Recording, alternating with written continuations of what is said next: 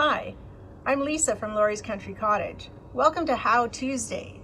Today, we're going to learn how to make these adorable placematties using Quiltsmart's printed foundation. I've never done this before. Join me, let's figure it out.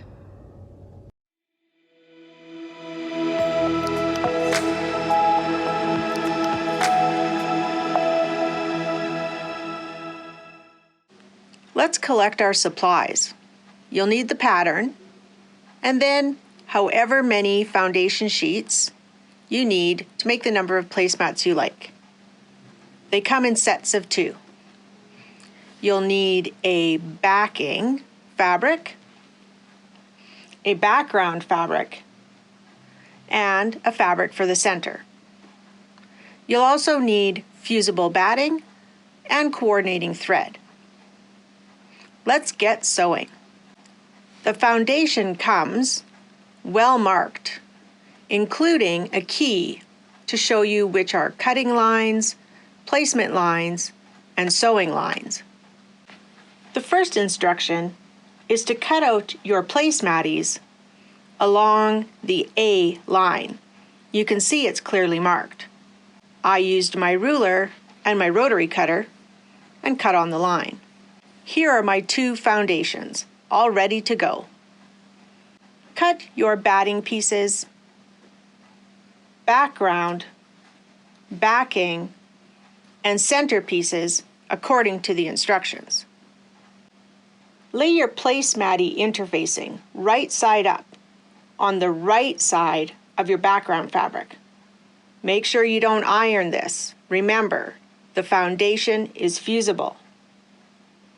Cut around the outside line A. You've already trimmed the placematty foundation, but trim your fabric to match. Again, I used my rotary cutter and my ruler. The next step is to cut a slit on the dashed line right through the interfacing and the fabric. Again, I used my rotary cutter and ruler. You will have a slit right in the middle of both layers. Separate the interfacing from the fabric. Now, cut your interfacing on the dashed line B. That removes the center.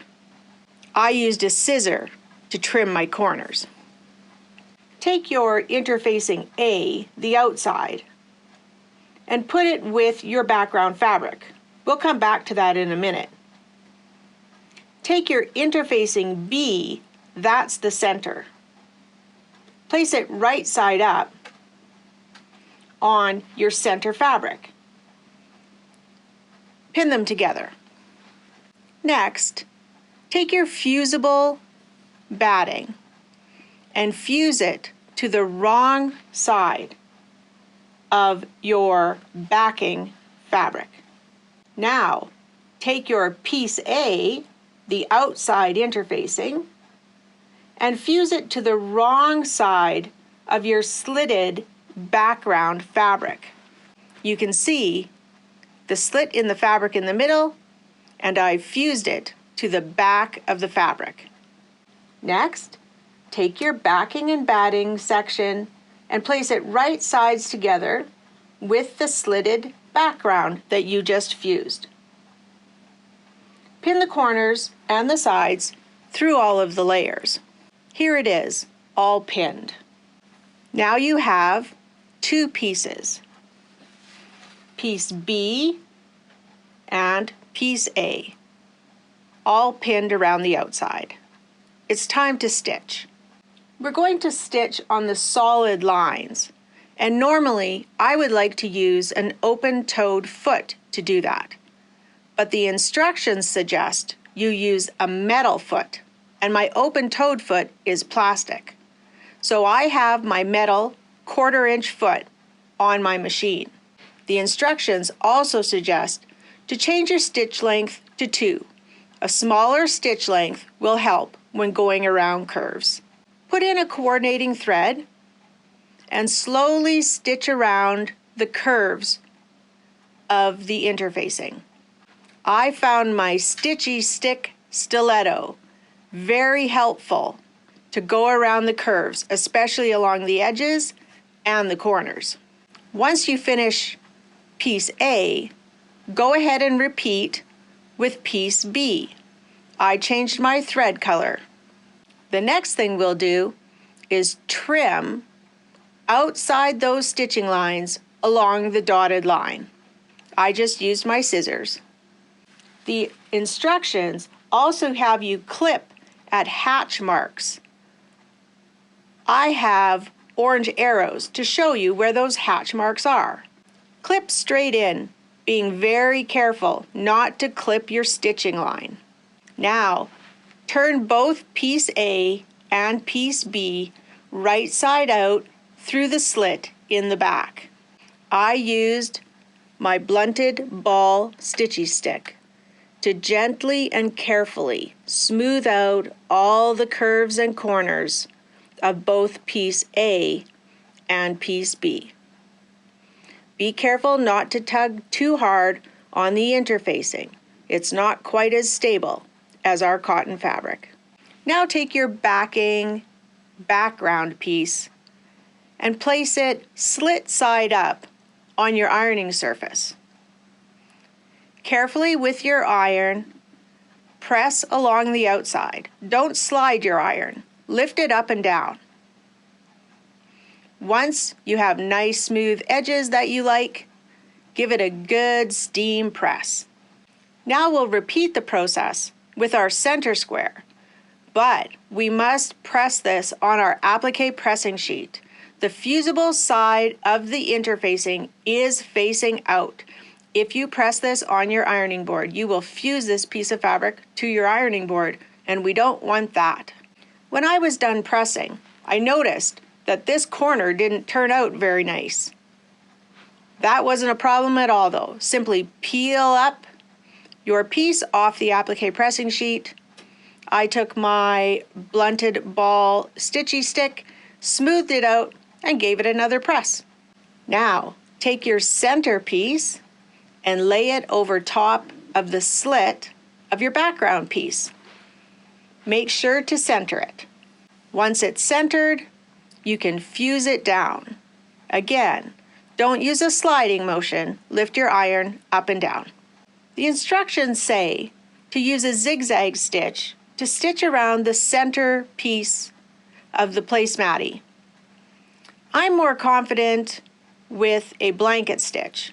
So I put on my open-toed foot and did a blanket stitch around in a thread color that matched my center. Keep in mind that your bobbin thread color will show in the back. Here's how it turned out. Make sure you don't use a larger stitch. Shorter stitches are better for going around curves. The next step is to stitch around the outside of the placematty. I put my 1/4 inch foot back on. If I align the edge of my placematty with the inside of my 1/4 inch foot, it's basically a nice 1/8 inch edge stitch. Make sure, again, you drive slow and use a shorter stitch length. This is how it turned out. Here's the completed placematty. I'm really happy with how it turned out. I hope you enjoyed watching me make the placematties.